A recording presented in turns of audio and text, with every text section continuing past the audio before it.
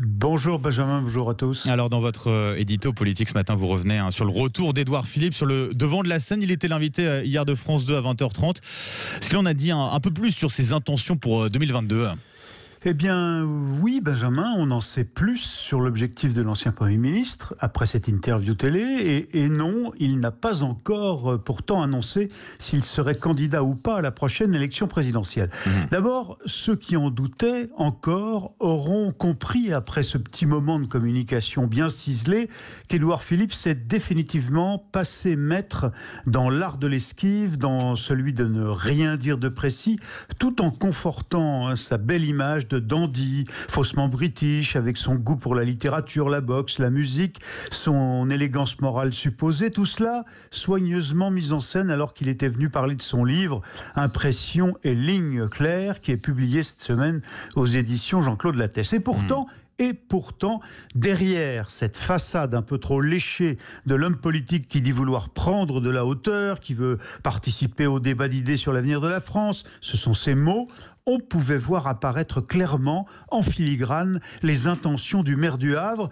Et pour Emmanuel Macron, Benjamin, ses intentions sont tout simplement redoutables, je crois. Pourquoi ? Qu'est-ce qu'il a de si redoutable, justement, Édouard Philippe ? Je crois que tout dans cette interview hier soir sur France 2, ce qu'il a dit comme son comportement montre trois choses. D'abord, l'ancien Premier ministre se veut un homme totalement libre désormais. Deux, cette liberté, il dit vouloir la mettre au service de l'intérêt général, notamment en participant au débat public qui va s'ouvrir, je le cite encore, traduisez. Tout est possible, y compris pour la prochaine présidentielle dans laquelle je veux peser. 3.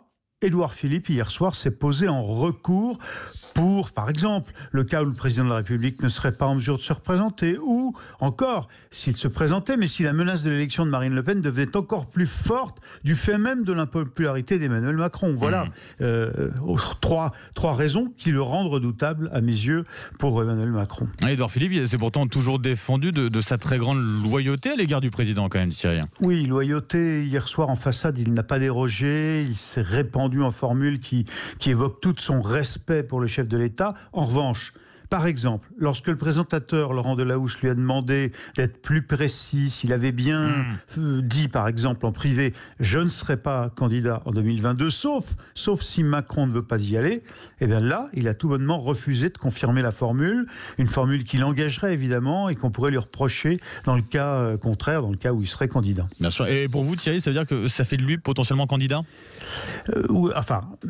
Pas de façon aussi précise, bien sûr. À l'heure qu'il est, Édouard Philippe n'a encore rien décidé et annoncé. Mais il est clair qu'il comptera dans la présidentielle qui s'annonce et qu'il n'aura aucun scrupule à rentrer dans l'arène s'il juge qu'il a des chances sérieuses de l'emporter. J'espère, c'est évidemment une boutade, pour lui qu'Emmanuel Macron était hier soir devant son écran. À mon avis, ça va faire causer, en tout cas, ça c'est clair. Merci beaucoup Thierry Garrigue.